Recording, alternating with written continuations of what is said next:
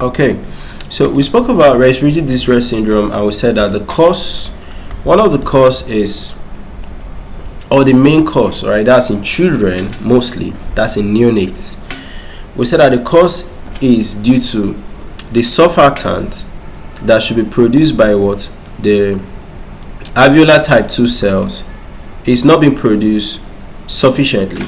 So surfactant normally should actually keep your alveoli, that's like the cells of the lungs, open so that it can be able to breathe. Cells, I mean like literally cells, like you are put into the cell. Like if you see the alveoli, it's just like the lungs is like this, then you have cells where air is locked. Okay, so if you have this respiratory distress syndrome, if the issue is surfactant, then you can now administer some man-made surfactant to replace a naturally one that should be there. Okay, so that's what we say exogenous. Exogenous, that means you're actually introducing it from outside,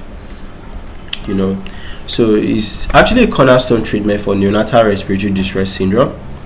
So it's being explored as something that you can actually use to treat, okay, neonatal acute respiratory distress syndrome and also the adult one. Okay, so surfactant is a lipoprotein complex. It reduces the surface tension in the alveoli, so this will prevent the alveoli from falling on each other. It will keep them widely open so that you can be able to breathe properly. You understand?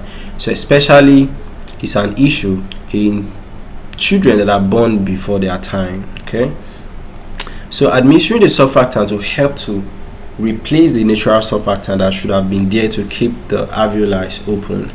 Okay, so it will stabilize the alveoli, it will improve the lung compliance, it will reduce work that the child has to do to breathe. Remember that this person is a young child and don't really have strength for stress. Okay, it also enhance, okay, the oxygen supply to tissues and their overall ventilation.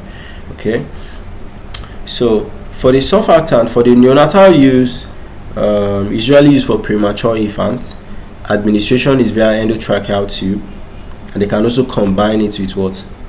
Continuous positive airway pressure.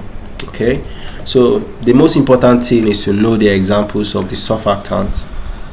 So the first one is what? Beractant. Do I have it here? I think this should be beractant. Okay, no, this is beractant. Okay, beractant.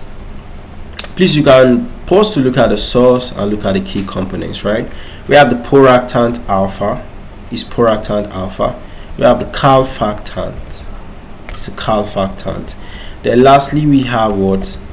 The synthetic KL4. All right, but of course you will see that the first three, they are the ones that are most commonly used. Okay, so these are examples of surfactant that you could actually give to a child that has respiratory distress syndrome. For use in adults, they are still researching more on it.